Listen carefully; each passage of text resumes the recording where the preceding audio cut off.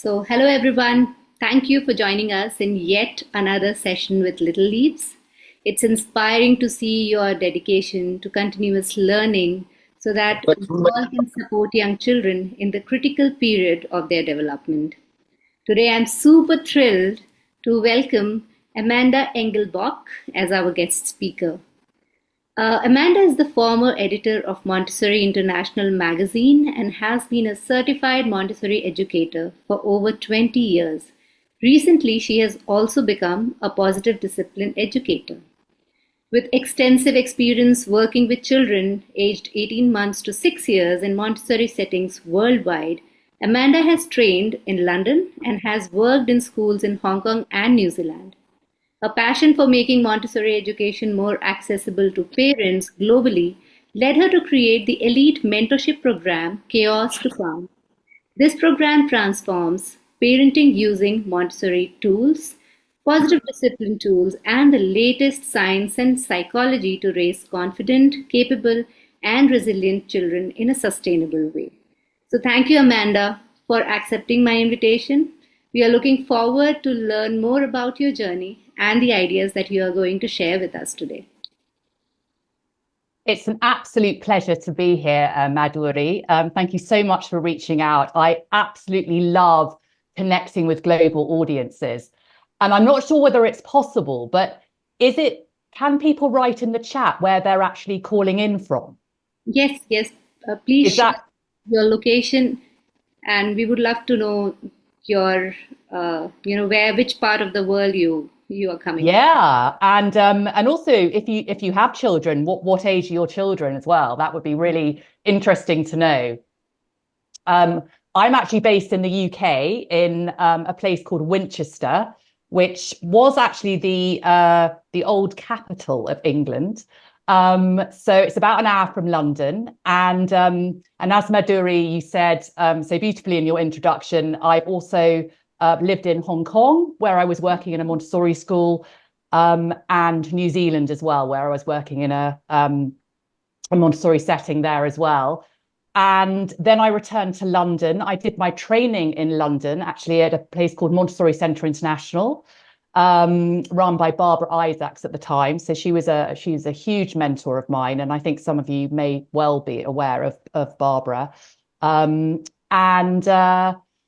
then I had the honour of being editor of Montessori International magazine, which was just the most fantastic position to be in, because I got to interview so many interesting people. And I think you and I were talking about one of them the other day, who was one of a wonderful woman called Phyllis Wallbank, who was actually she introduced the first Montessori school of all ages in the UK in London. And when I was interviewing her, she was just about to go around the world, age 90. I think to speak about brain development. So that was one of the highlights of my career. And then as you said, I've recently trained as a positive discipline parent educator, and I have my own mentorship group. So that's me. It's exciting to be here. Yeah, and we have people from France and then Bangalore, India. We have Nick from France. His child is 7. We have Gautam from Bangalore, India, and he has a 10-year-old and a 3.5-year-old. We have Kavita from Bangalore, India, and she is a mother of 10 and 11 years old children and a child, and she's an educator for children in toddlers community. Oh, amazing. Fantastic. Hi, everyone. And we have Kritika. She is the founder of Little Miracles from Kolkata. Hi, Kritika. Is it a Montessori environment as well? What a beautiful name, Little Miracles. Yeah, it's a beautiful name. Yeah. Wow. So we have a quite a global audience tonight.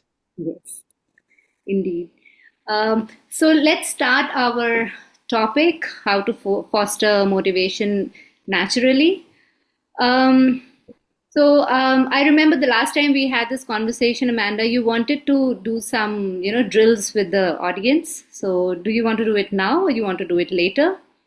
Probably a little bit later. I'll just give a little context behind the yeah, drill sounds a little scary. Don't worry, everybody. It's just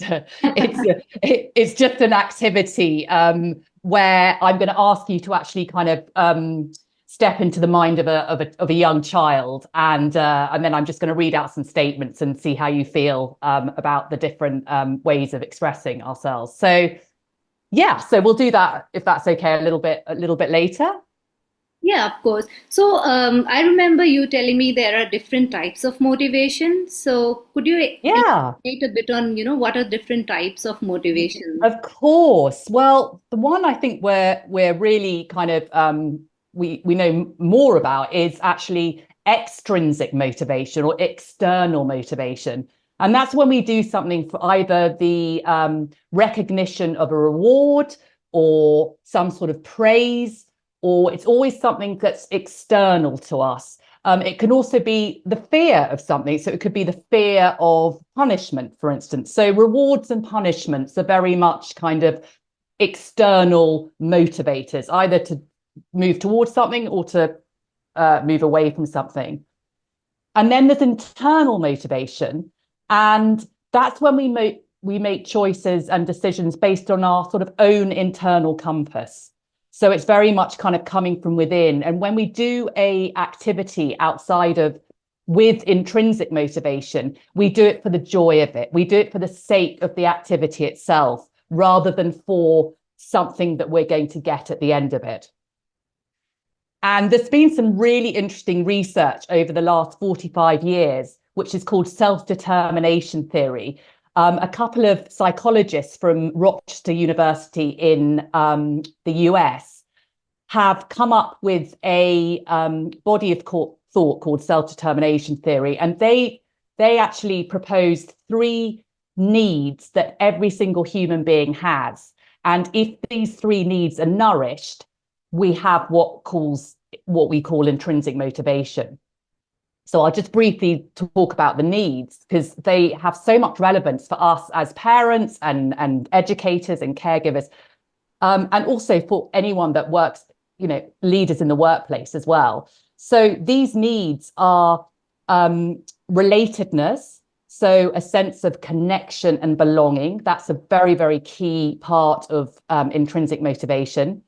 Then we have autonomy, which can be seen as a sense of sort of agency and control. And this really does, for our toddlers, this is so important as well, even though, they are only 2-3 years old. And the other third need is for a feeling of competence, a feeling of mastery.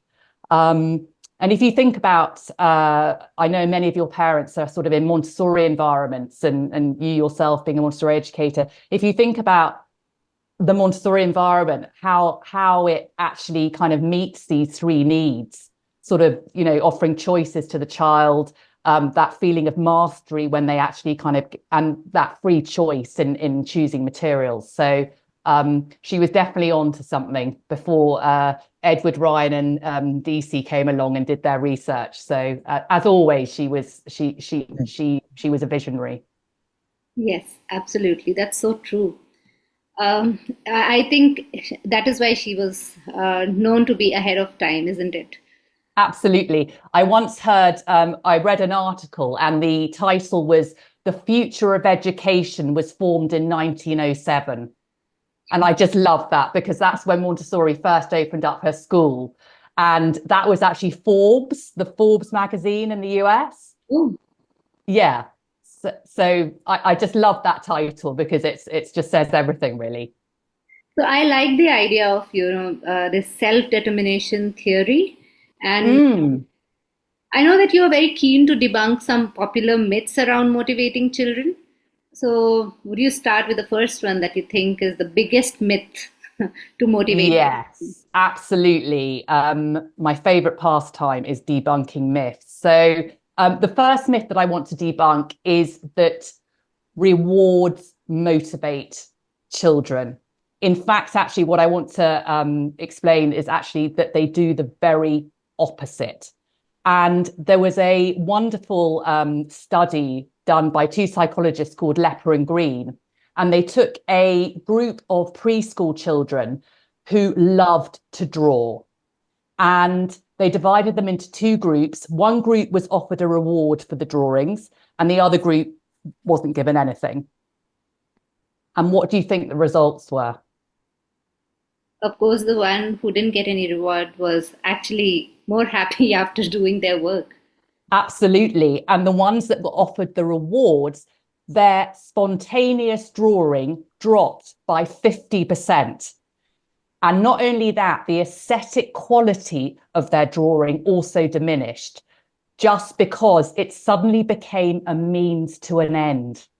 They didn't do it for the love of it. It became a way of getting that payoff. So I think that Thing here is that the potential of the child also deteriorates when we give rewards. absolutely, absolutely, it devalues whatever it is that we are trying to inspire within our children. It actually there's four main problems with rewards, and one of them is that if you think about the message that we're giving a child when we offer a reward like a sticker or it's very much along the lines of, I don't trust you to do this unless there's something that you're going to kind of get at the end of this. So it's kind of like a covert message that actually, I don't actually have trust that you can do this without anything, as a sort of reward. I also think that it can also cause a kind of feeling of entitlement, because if you're always looking for that payoff, okay, it starts off with sort of, when they're little, and it seems so harmless, an M&M or a sticker or, something. But then what? The ante has to be upped. And then by the time they're teenagers, you can't actually afford your own children. Exactly. And yes, you make so much sense here because it's all right for children. I have always seen that the moment we start negotiating, they Yeah, want more. exactly. They Exactly. always want more, and the productivity reduces, the demand increases. Absolutely. Always, Absolutely. yeah. And I think another reason is basically that, when there's a reward, it decreases that internal motivation. So suddenly it is all about, what can I get from this? Which so if you wanted a child to love reading and you're rewarding them for it, it's suddenly the reading is going to be for the sake of something else rather than the love of reading. So there's a great book, I don't know if you've heard of it, it's called Punished by Rewards by Alfie Cohen. No, I haven't. I haven't. It's add it to your list. I'm sure you've got a long list of books to I read, just probably like me. book here for our audience also. Absolutely. Punished by Rewards. It's a great read. So yeah, so DC and Ryan basically have turned the whole behaviorist model on its head, because the behaviorist model is all about the carrot and the stick. And if you think about our workplaces today, they're still very much driven, and the traditional schooling system, by these the carrot and stick model. But what they're saying is actually, if you can nourish these three needs, the autonomy, the relatedness, and the mastery, children will automatically be more intrinsically motivated, which is ultimately what's going to give them more meaning and satisfaction in life.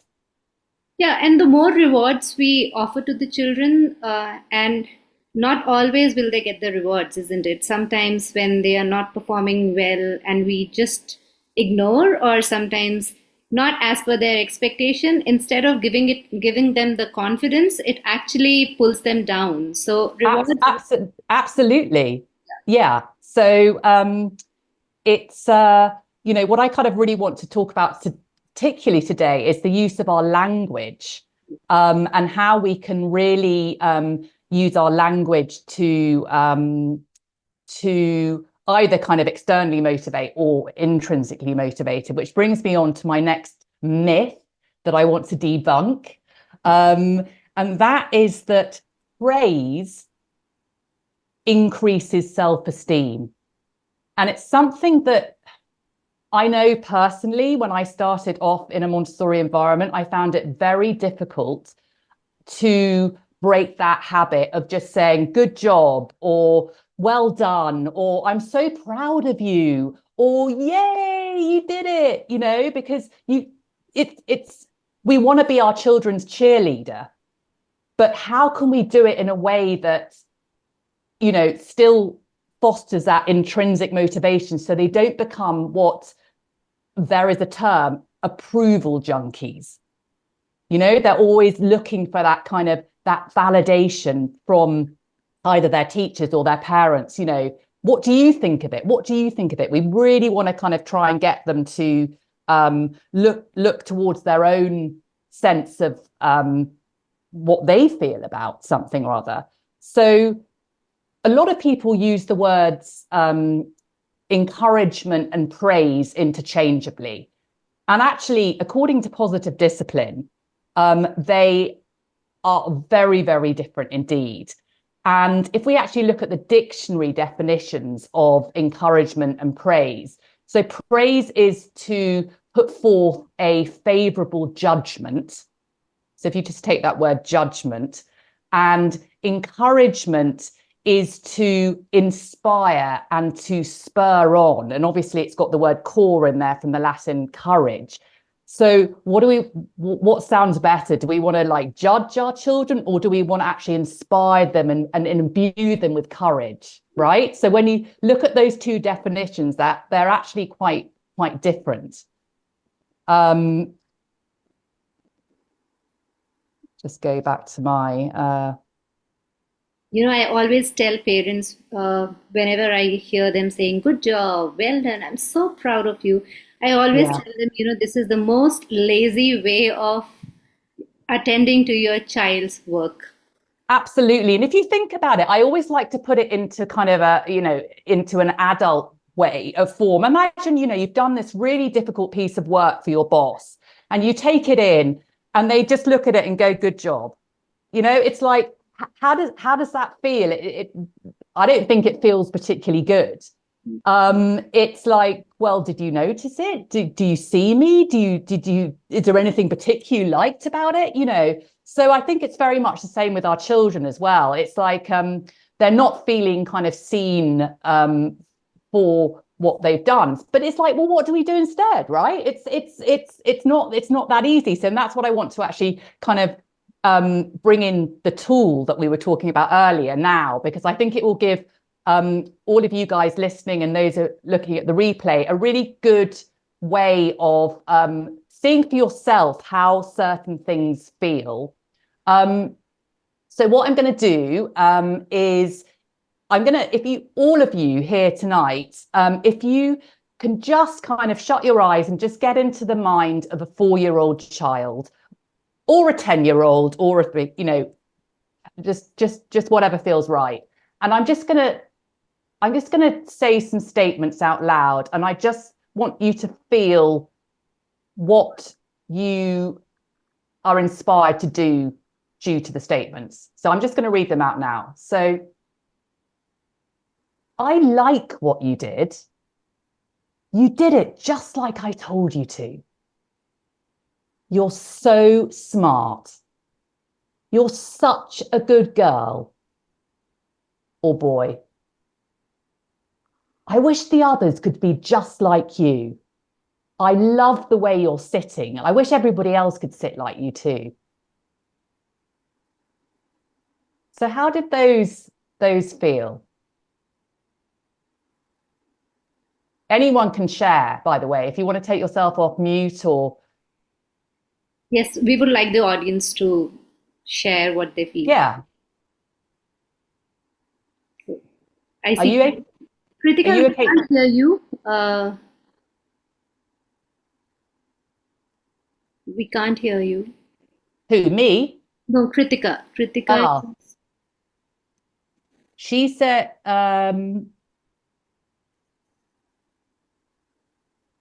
Okay, Kavita says appreciated. Okay, that's interesting. Yeah, absolutely. I think, we are so used to being given these sort of accolades. Okay, that's interesting. Does anyone else have any ideas? Did anyone feel something different?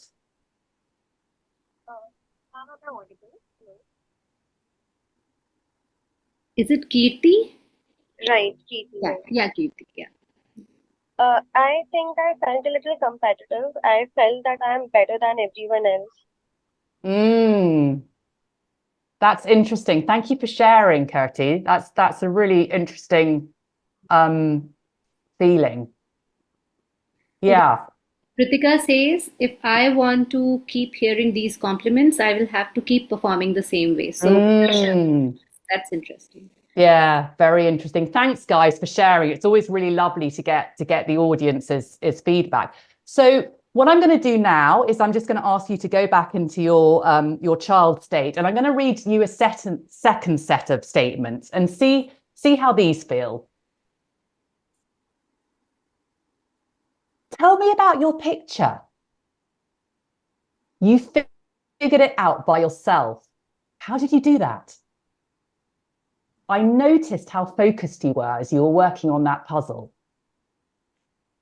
How do you feel about it? That looks like it took a lot of effort. Oh my gosh, you must be so proud of yourself. So would anyone like to share how those felt, and if they had a different feeling to the first set of statements?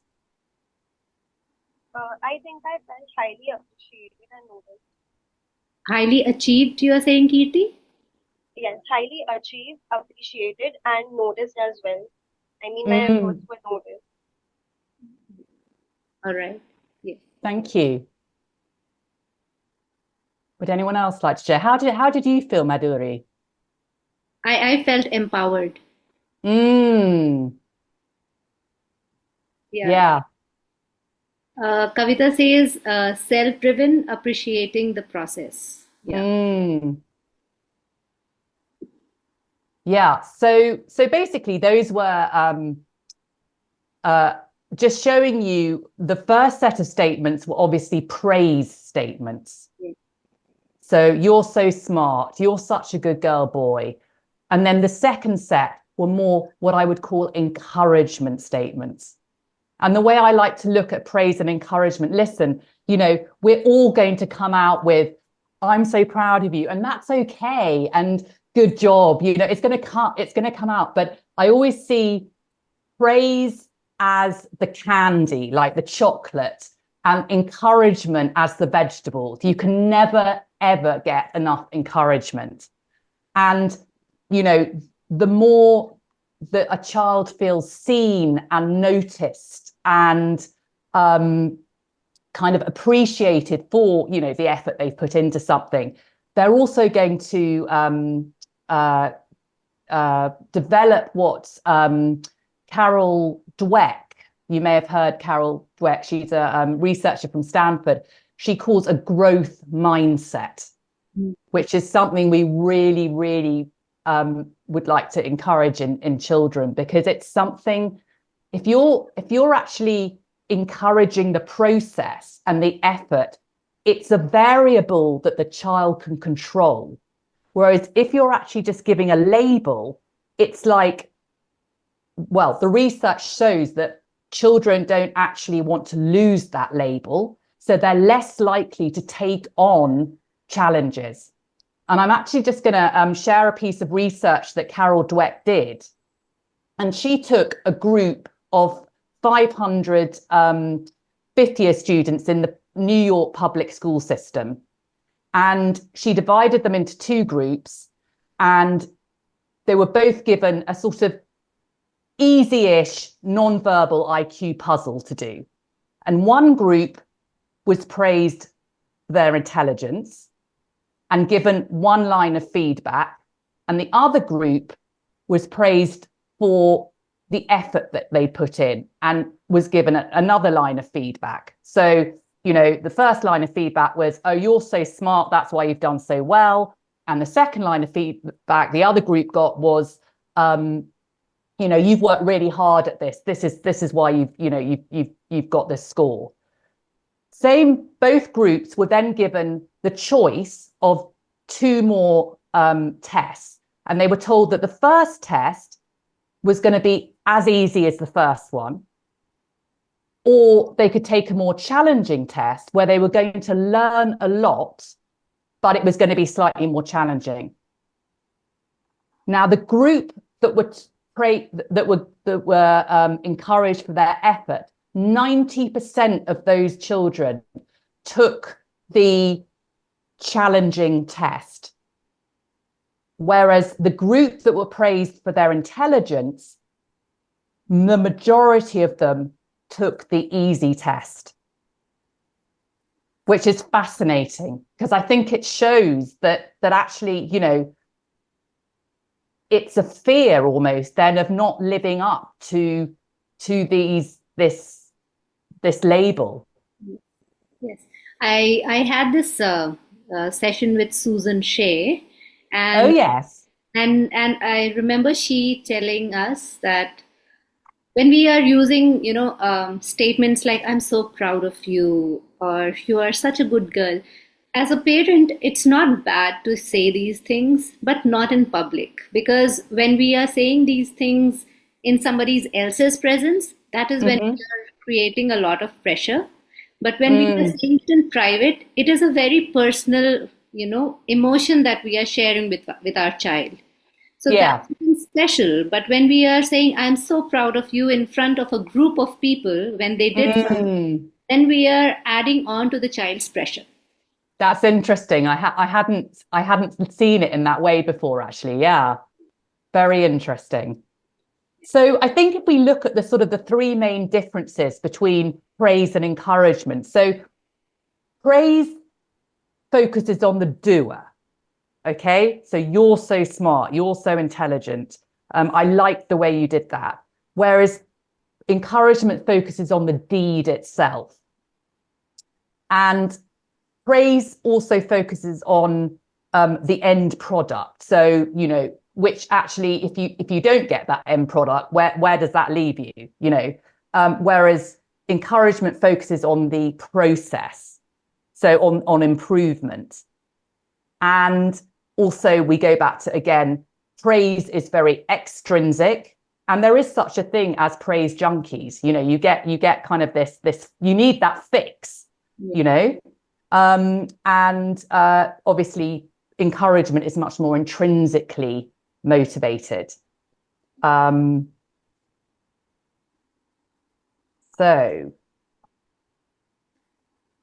Amanda, can you, so we discussed about the difference between praise and encourage. I remember Yes. you were also talking about what is the difference between tell and ask.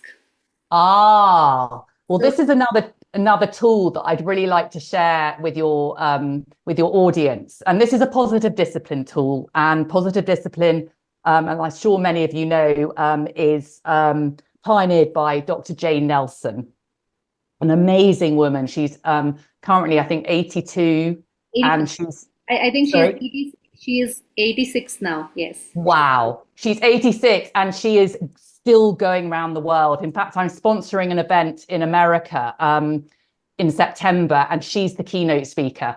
And yeah, she's incredible.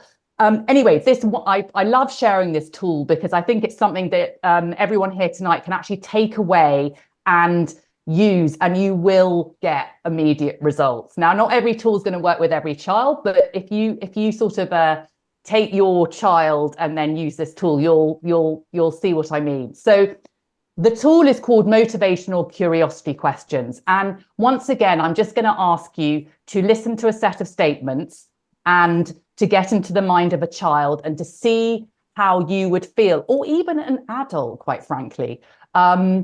See how you would feel when I say these different statements. So I'll start with the first set. Go brush your teeth. Pick up your toys. Go to bed. Can you stop fighting with your brother? Come on, get into your car seat. Stop whining. So obviously those were the tell statements. Did anyone want to share how those felt? It felt like being instructed. Were you inspired to do any of those things? No, definitely not. No. Has anyone else got any thoughts? I do. Hi. Hey, Lucy. Hey. Hi. Hi. Another Yeah. wonderful person from the UK. Hello. Yay, hi.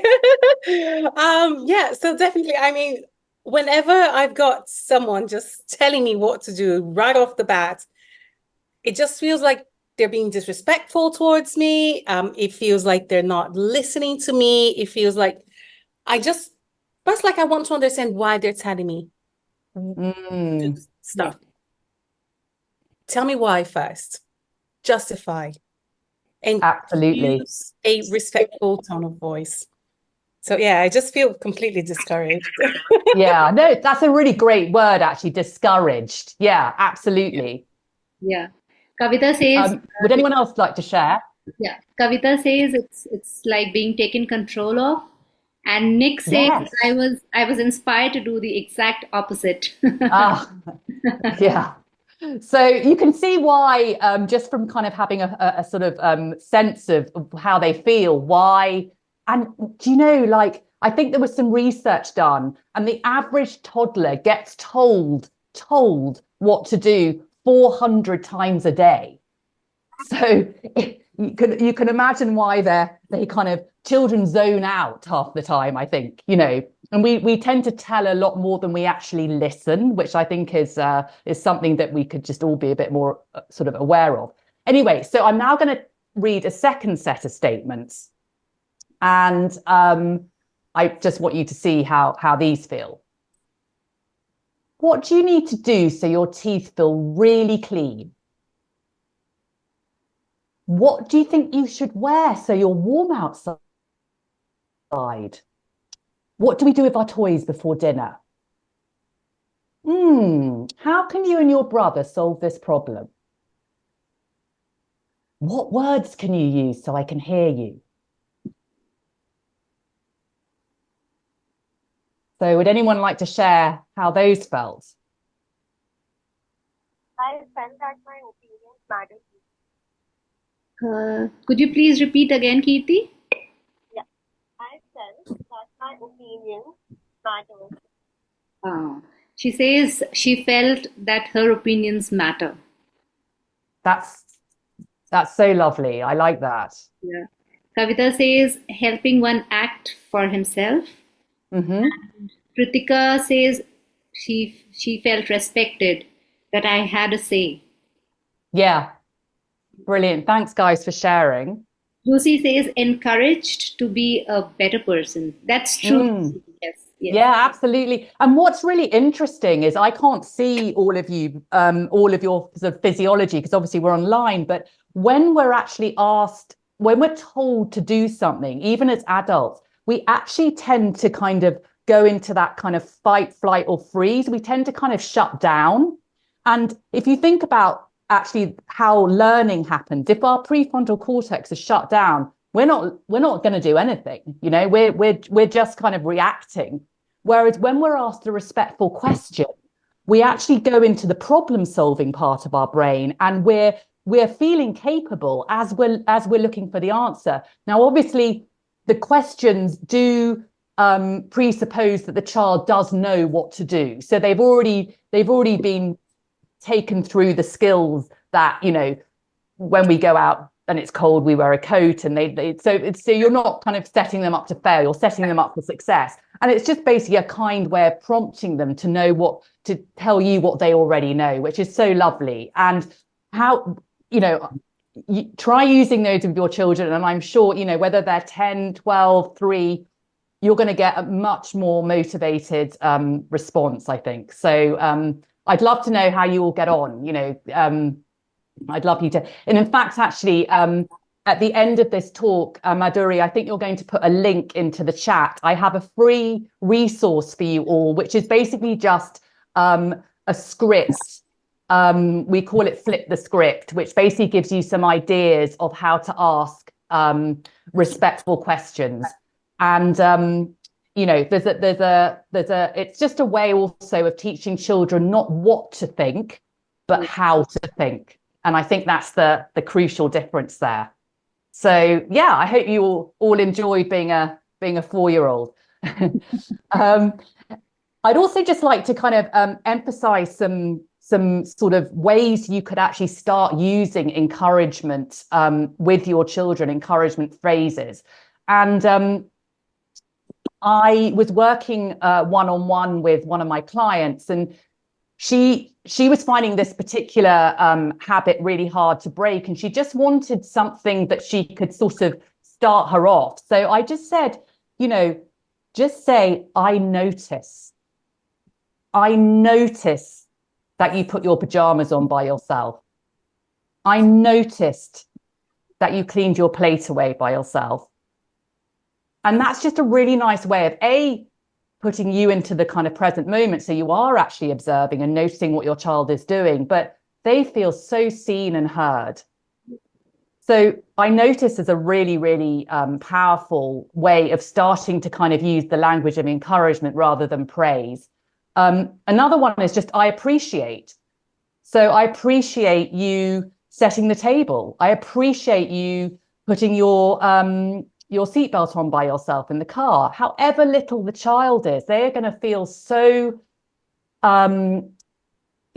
appreciated, and a sense of sort of significance, which is really what positive discipline is all about. It's all about feeling a sense of belonging and significance, which is at the kind of bottom of the sort of iceberg. And then another one is just saying, I have faith in you. So, you've got a child that might not be able to fall asleep, and you can just say, I have faith you can fall asleep by yourself because I saw you fall asleep at nap time and you fell asleep by yourself last night. And imagine how that would feel. It's like you have faith in them. I trust you can hold my hand when we cross the street because you were safe the last time we crossed the street. So again, it's just, I notice, I have faith, and I appreciate are 3 really good, just kind of starter phrases to start kind of building up your child's sense of sort of significance and connection. And some other phrases, which I'm just going to throw out there as well, are things like, you did it. Tell me about your picture. You figured it out by yourself. What do you plan to do next? I love the way you did that puzzle. Actually, I'm going to correct myself there. I wouldn't say I love the way you did that puzzle. I might do, but it's not actually. Mistakes are opportunities to learn. That is a key part of positive discipline because it's still a judgment on my part. I liked the way you did that puzzle. So in fact, I'm going to correct myself. And I would say something like, how many ways did you try before it turned out that way? So you're really kind of, building those kind of critical thinking skills and that growth mindset as well. So what's the next question? So we have few parent questions as well here. Oh, yes. And I'll start with the first one. How to motivate children doing a task where they are not naturally inclined towards at all? Great question. And let's face it, it's going to happen, right?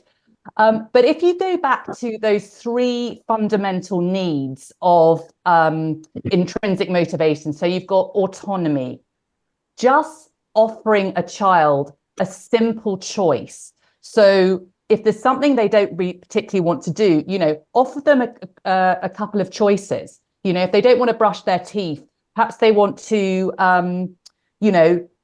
they want to do their teeth before story, or perhaps they want to do it after story. You know, it just, again, gives them that kind of sense of control and autonomy. Another thing is to make the activity as meaningful for the child as you can. So what I mean by that is to kind of follow their interests. You know, every child's got their own unique sort of signature kind of passions. And the more we tap into that and we create activity, we create sort of ways of bringing their kind of values into the activity, that will really, really help.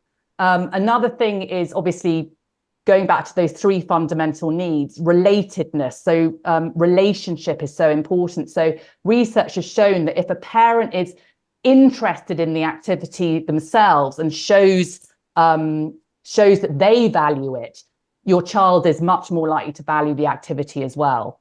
So yeah, I hope that gives some inspiration. Yeah.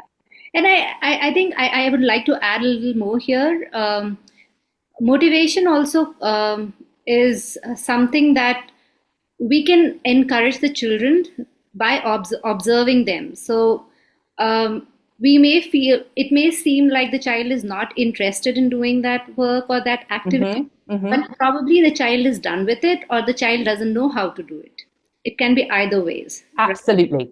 Absolutely. I think also sometimes it can look like sort of procrastination, when in fact what it is actually perhaps they need the activity, the skills broken down, and just to kind of start with like one small step. It's like I didn't mention, but I also nanny, and I nanny for this wonderful little girl, and she often has an issue when it comes to reading. And so what we do is I literally break it down. So I say, right, you know, go and grab your book, go and grab your bag from school and bring it into the room where we're going to do the reading. And then we do a sort of high five. And then it's like, now take your book out of the bag. And so we just literally break it down, and suddenly like she's reading 4 pages, you know. It's so yeah, I totally resonate with that. Yeah, and I have experienced this, especially in reading with my daughter when she was 6. From the time she was around 2, I would read zillions of books for her. But by the time she was around 7 and she could read on her own, I thought, already I've read so much and she's capable of reading on her own. I should just leave it on her and keep pushing her to read more. But it wasn't working. And then I was speaking to one of my mentors, and they said, how old is she and how much does she read daily? And I had certain answers, and eventually I figured out that it was my, a little bit of laziness or procrastination or whatever you can say, but yeah. I should have, broken it. So what I was expecting her to read a longer text books and not really, the books with illustrations still. And that is where I was struggling. So I started figuring out and finding those books which had little text or which were more funny, like, the Diary of a Wimpy Kid. Yeah. And that's very popular among kids. And I had no idea. I was forcing her to start reading Harry Potter at that age. Right. Okay. Yeah. So you can understand the issue why she was not motivated to read books. Yeah. So we have to understand the struggle of the child and slowly introduce things or activities based on their caliber and capability. Absolutely, and that's where we always go back in Montessori to observation and just having but tapping in where we can to what they're showing us. So absolutely. So let's move to the next question. My child understands the concept of waiting for a turn in school, but I know this seems challenging. Can you provide guidance on how to address this? Yeah, well, this is I think personally, I find waiting difficult. It takes a lot, and I have a fully formed, hopefully, prefrontal cortex. So for a young child, waiting is actually a skill. And if we go back to kind of discipline being, to teach, not to punish, it's really about like, where are these lagging skills? and maybe they just need some, help. And I think part of actually the help is acknowledging that it is really hard to wait. And actually to kind of see that, and just to say, especially when, their impulse control is, not fully developed yet, and it is an executive function skill to be able to wait and sort of, and know what to do during that time that you're waiting. So one thing I suggest is, when I was teaching, one of the things that we told the child was that if they wanted to come and get our attention, and we were actually working with another child, just to put their hand on and then what I would do is put my hand on top of their hand. And so that was a kind of connection piece without me necessarily having to verbally distract from one child to another. That worked really well. And sometimes they just get bored and walk off. But then I'd always make sure I acknowledge them. So just putting the hand on is like a really good acknowledgement. And I think, a lot of the time, I know with young children, especially when we're on the phone, that can be a really difficult time where they want our attention, and maybe just giving them the skill of just coming up and just putting their hand and then just putting your hand on them. And that's something I would suggest. Another thing is, I think with little children as well, they don't know what to do with their hands a lot of the time. So I think something just like, because sometimes they might just want to watch. They might not want to do something else. They might want to watch while they're waiting for their turn. So actually just suggesting, when we wait, we put our hands behind our backs. And that gives them a kind of stance and an embodiment of what waiting sort of is. And again, it's just really kind of acknowledging, like, I bet you really want to play with that toy, don't you? It's so hard to wait. And then just kind of like, affirming that they are waiting, and maybe giving them a choice. Well, do you want to count backwards from 10, or do you want to go and do a drawing while you wait? So that's another, but just to appreciate from a sort of just a human point of view that waiting is really difficult. And as you know, in a Montessori sort of environment, we only have one of every material. So it's all about turn taking rather than sharing. And I think that's a more developmentally appropriate way of actually helping children kind of understand that concept of waiting for their turn, and even using a timer. That's also, for some children that wouldn't work, but for others, if the idea is that, the limit is we wait, we use something for 5 minutes, and then at home, then you can use a timer as well, and allow the child to set the timer so they feel they have control over it. So then it becomes about the timer being the boss, not you going, right, it's 5 minutes. So, yeah. That's interesting. The one thing that you mentioned just now is that, especially when we are on call, on phone, is yes. when children find the best time to come and, ask us for something or some help. And recently, this has become a negotiation ground for them to be allowed to watch screen. Right? So, how can we avoid those situations where children are coming to us because they know we are busy and we are not going to do anything, or we are not going to stop? Because, we may be following all the practices, but when we are occupied, it's difficult to follow the protocols that we might be doing when we are free, right? I'm very aware and observant of this fact. Absolutely. They just exploit such situations. So how do we go about such situations? Well, what's come into my mind is a positive discipline tool called the Wheel of Choice. Now, what the Wheel of Choice is, you create it like a pie chart, and you would sit down with your child and you would say, I notice that when I'm on the phone, you find it tricky to come up with things to do, or to wait while I'm, doing the cooking or the ironing. Either invite them in to the activity itself, because we always think that they're not going to want to, but in fact, actually, a lot of it is just a plea for connection, isn't it? It's like, I just want to, I don't feel I've got your connection now. And it's like, imagine children have two buckets, a power bucket, sort of, we give them choices, and a connection bucket. And those two buckets need to be filled on a daily basis. So it might just be a bid for connection, your child better, but one way of using the Wheel of Choice would be like, okay, so what are some things you tell me some things that you could do while mummy's in the kitchen or daddy's, I don't know, upstairs in the bathroom or whatever. So, and then they come up, and then the idea is that they then have their own wheel of choice. So rather than us always having to kind of come up or give a screen, they can even have like a little spinner and spin it and then go, and they've come up with all the ideas. So it's like things they want to do. So that's something I would suggest, using a wheel of choice. And it can be used in so many different ways. It can be used for self-regulation tools.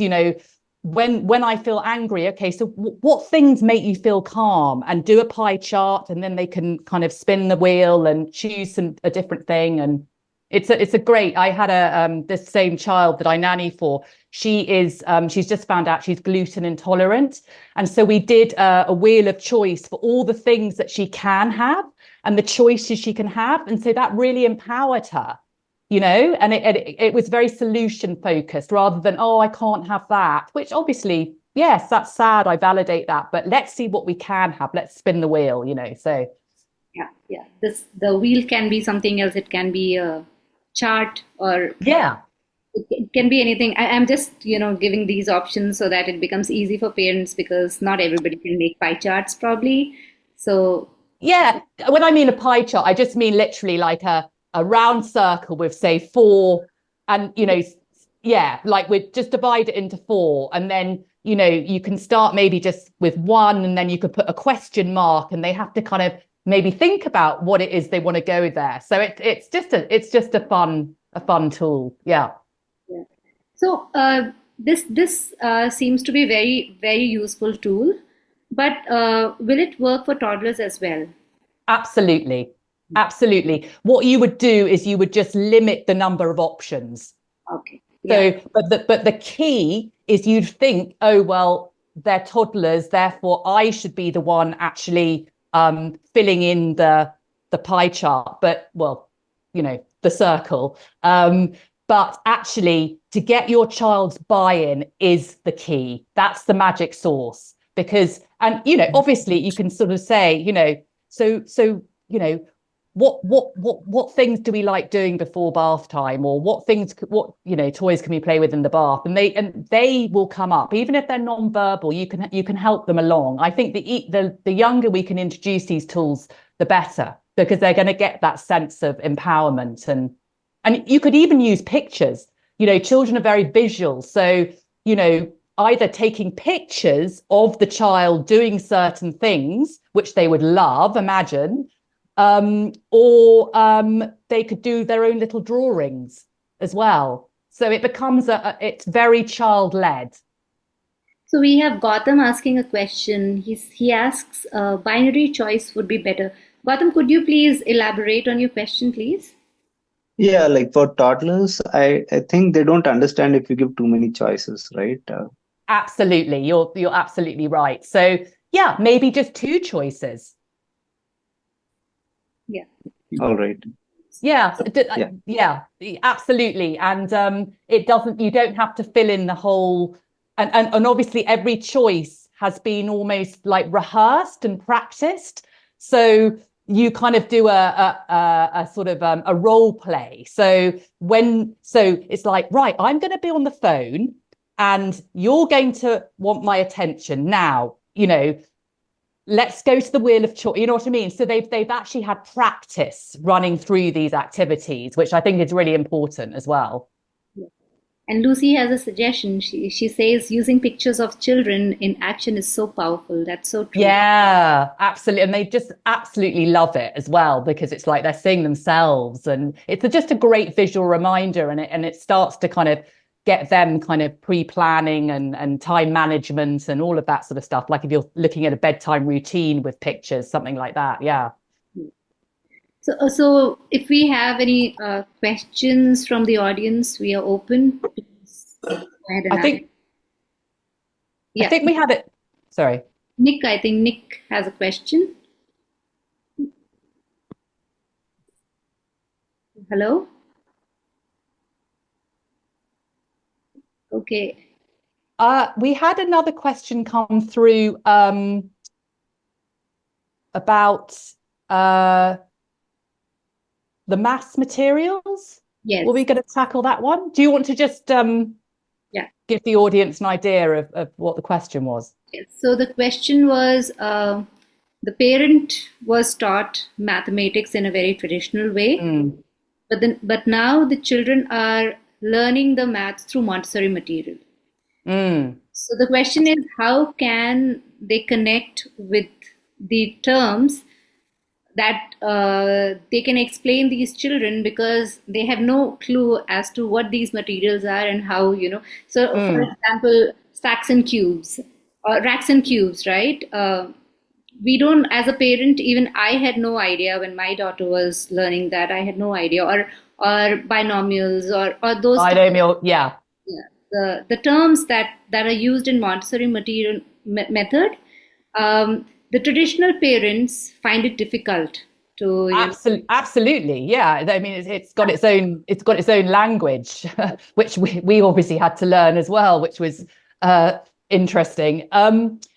First of all, I would actually talk to the guide at school and find out exactly where your child's at and what they're doing. And a lot of these schools do even suggest, a parent education evening where the materials are explained, and perhaps actually, the parents can actually have a turn in actually using the materials to get that sort of idea of what their children are learning. I'd also say that, in the kind of 2 to 6 environment, that every single piece of equipment or material is indirectly preparing your child for later maths and reading. So they are getting this absolute foundational knowledge of mathematical concepts. Now, whether that's through practical life or cooking or sensorial, everything is always leading to those kind of more higher abstraction ways of thinking. I would also suggest at home making curiosity more important than actual sort of memorizing facts. So always kind of keeping that kind of, I remember once reading about a wonder wall, where every time a child wondered about something, you could actually create a wall, because actually we can get answers now like that, but actually that wonderment is so, and you don't need to necessarily know the answers either. It's just like, oh, I wonder. Maybe we could, how could we find that out? So that could be used for maths. That would be an amazing kind of, sort of memory. You could take an image of it, and just to keep everything, really sort of real. So always have a connection to the real world. So there's kind of meaning. And so that's how they would be learning in, everything's interconnected in a Montessori environment. So, things like setting the table, one-to-one correspondence, one napkin to one person to, and just follow your child's lead as well. I think they will show you where they're, and just ask them, just say, I learned in a very different way to you. What is this? And what's this puzzle? And tell me what you're, doing at school. So one thing as a parent that I would like to share with others is that when my daughter was in elementary and CASA, and she was coming back with, I did binomial cubes and I did racks and tubes and I did long rods. Of course, I was not aware of these stuff. So what I did was, I just asked her what she was learning, and she said counting or stuff like those. And I started taking examples from real life, or whatever my understanding of maths is in the, real experience around. Yeah. We started discussing that way, because I also believe that children need to understand the same thing in different ways. And it is absolutely fine if you are teaching the way you have learned maths. and Mm. let the child learn the way they are learning in school, and there is no problem or there is no confusion that the child will face, even though they are learning in two different ways at home No. and in school environment. In fact, they'll have a richer vocabulary, actually. You Absolutely. know, And I see that, and experientially, I can share this with others that it really makes a lot of difference because the child's aptitude and intuition becomes more stronger. yeah. No, Yeah. absolutely. And get them into the kitchen. That's a beautiful way of Laboratory, I always call it. sorry. It's the best laboratory. Kitchen. Yeah, it's the best lab. Absolutely. It's amazing. And what child doesn't like to? And then you're really kind of, if we take it back to that kind of like iceberg and the kind of, the two fundamental needs of significance and connection. What better way to connect and to feel a sense of significance and contribution than actually creating a meal for your family, even if you're 3, 4, 5, and I just think that's such a beautiful way of feeling that sense of empowerment as a child. They have a real role here in this family. So I believe Kritika has a question. Kritika, would you like to ask or post? Yes. Yeah. So I have a niece who's around 7 years, and Mm-hmm. her initial few years she's attended Little Miracles, like she's attended the Montessori education. So we've never really exposed her to competition or rewards or praises, what we were discussing. Mm, But now she's in a traditional school for her mm, grade one, and even the friends that she has, so when they play, they kind of tell her things that, if you play with me, I'm going to give you this, or if you give this to mm, me, I'm going to be your friend, otherwise I won't be your friend. So she kind of comes to us and shares that, she was being very funny with me, this is the way this friend is talking to me. And even the teachers, like she's never seen educators behave like that, like mm, being really mm, upset if you didn't complete the homework. So she's like exposed to a very different kind of like being educated in a very different way. I so understand. so how do we deal with her, like how do we make her realize that like her way is good, she doesn't Yeah. need to like. Amana, can I answer this question? Yes, go for it. With this, I want to share because my daughter has recently joined a traditional school, and throughout she was in a Montessori environment until elementary. Mm, And the first day of her school, she goes with her pockets, with her hands in both her pockets, and she is walking in the school corridor. And suddenly, a school staff comes near her and pulls her hands out without informing her and saying, "You're not supposed to put your hands inside the pocket." She came back and she was completely flabbergasted and surprised and shocked about how could she do this without informing or telling me? I have never experienced this kind of behavior, right? Right. The next day, she comes back and she says, I got a star because I did something first than the other children in the class, and the teacher gave me a star, and the other guy was talking in the class, so he got a cross. mm, Um, and it's a complete new culture for her, right?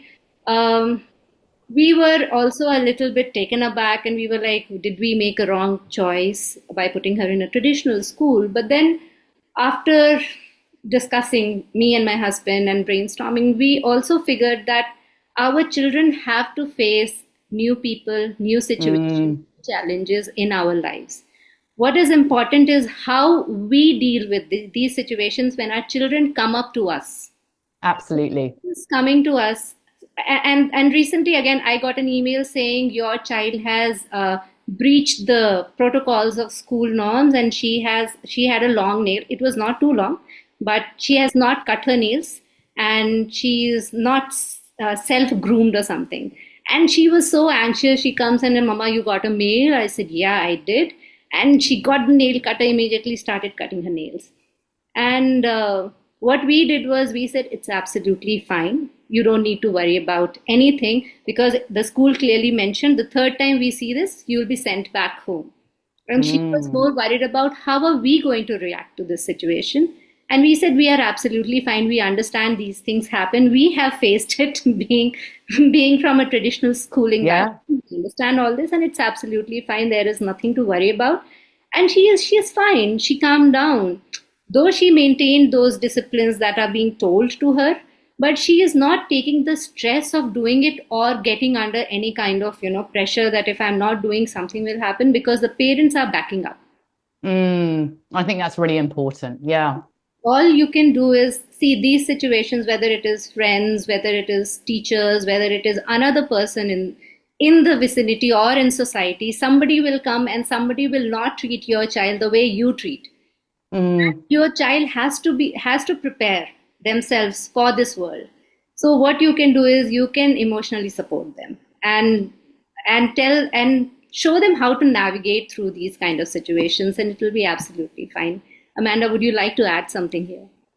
I think you've just said that perfectly, actually. I think it is very much about the way we react to these things as well. And they are going to face different ways of being, and especially if you think about the workplace as well, that is sort of dangling carrots and rewards. I think things are moving, beginning to kind of move on, but it's this is what we do at home, but other people do things differently. And as you say, supporting them through the confusion and the sense of this being different. But yes, they will be absolutely fine.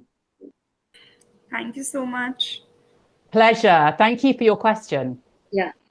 I think it's a really, really important one, actually, because I think a lot of people are in your sort of situation where they've had a sort of Montessori experience, and then they go into traditional, and things are different. And, the average education system still operates on a very kind of, behaviorist model, carrots and sticks and rewards and punishments. And, and I think just, being kind of aware of your values at home and how you interact is important. So. Yeah, and I feel that we cannot blame the traditional schooling system. It's also because of the volume that they handle. Yeah. A Montessori is a small community where the children to the teachers ratio is very little, very small, Yes. as compared to a traditional school, and it's very hard on teachers as well. So having said this, we cannot accept everything. But as much as we know that our child will become more strong if they face these situations and know how to deal with it, we should push them and encourage them to do those things at least. Yeah. Yeah, absolutely. So how are we doing for time, Madhuru? Yeah, so I think it's quite late for a lot of us here. I know is it about 9-10 o'clock? It's 10:40 now. Oh, wow. Gosh, I commend you all for staying up. But it was a fantastic session, and I'm sure all the audiences will feel that way. If anyone has any question, we can take one more last question, and then we will end our session for today.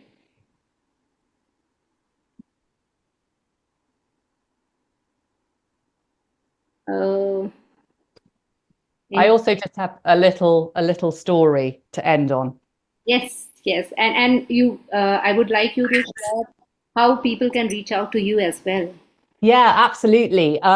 So my website is currently under construction, but Madhuri, I know you have I've given you a link, and I have shared this. I'll share it. Yeah, please share the link, and I'm actually kind of updating and putting more into it's basically it's going to be a motivational toolbox, and it's going to be a free resource. So if you just follow the link, put in your email address, and then you'll get the script for the curiosity questions. So that will give you some kind of primers for and just a kind of visual reminder as well. Stick it on your fridge and see how you get on. I'd love to hear. My email address is on there, so please, if you've got any questions, please,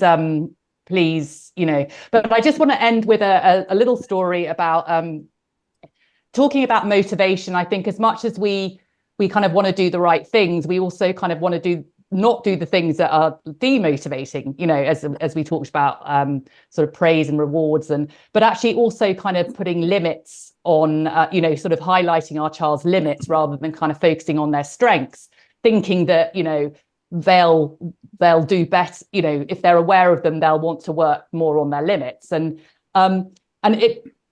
I just love this story because I think it illustrates the importance of this, and also just the idea that we've talked a lot about language, and there's a wonderful quote by this woman called Peggy O'Mara, and she says, "The way we speak to our children becomes their inner voice." And I think that's something I'd just like to leave you guys with. So my little story. So there was a boy at school, and he was I think he was about 6 or 7, and his headmaster gave him a letter, and the headmaster said, "You mustn't open it. You've got to take it home, and you've got to show it to your parents."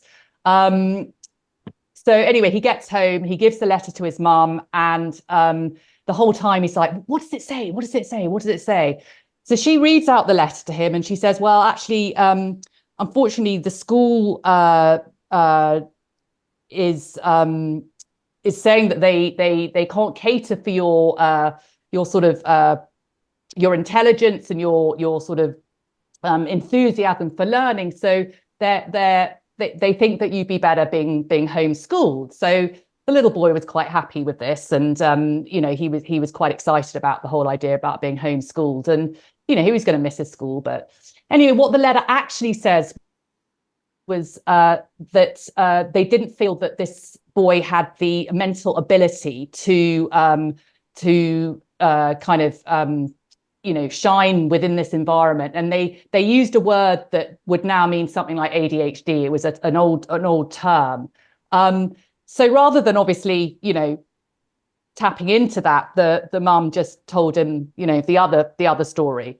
And anyway, so this little boy, she noticed that, you know, he had this unique genius to him, and he got homeschooled, and he had a ferocious appetite for books, so his dad used to buy him loads of books. And anyway, he you know, had a wonderful time and ended up going to college and everything.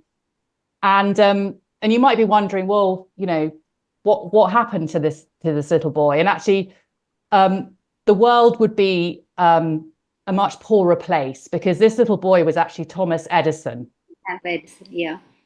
And Thomas Edison, as some of you will know, was he wasn't the founder of the light bulb, but he certainly made improvements to the light bulb. And there are over 1,006 patents in America with that Thomas. So, you know, just if that sliding doors moment had been any different, you know, as I said, our world would be very, very different. So yeah, it's all about just, you know, focusing on our children's strengths and being their cheerleaders, as well as kind of encouraging their intrinsic motivation to learn and discover. What a positive mother she was. And I think I remember in one of his quotes, when he was in the process of inventing the light bulb, I think he made 999 errors, and the 1,000th time was when he was successful. And I think somewhere he has said that I did not fail 999 times, but I found 999 ways of not inventing the bulb. So imagine what the mother had instilled in that child. Absolutely. Absolutely. I absolutely love that. And that ties in with kind of growth mindset. And, you know, I love this quote by Nelson Mandela. He says, I never lose, I win or I learn. And I think that's if we can instill that in our children, wow. Yeah. So thank you, Amanda. We had a lovely session. I just enjoyed the fact that you came up with so many researches and evidence-based, you know, researches that even if people do not believe, we have the paper behind to say that everything that we are talking about has a science. And absolutely. And this is going to lead to a future where our children will be living a positive life, and probably for the better of the world as well. So let's end this session with a positive mindset and a belief that we all will try our best to, give an environment that will mold the children like Thomas Alva Edison, probably. And unleash their genius. Absolutely. Yes, absolutely. So thank you Well, all for attending the session tonight and today. For those who still are having their evening or morning, you have a good weekend. yeah, it's been so lovely to meet everybody, and thank you for spending your Saturday evening, which I know it's a late one. Really appreciate your commitment to your children. Thank you.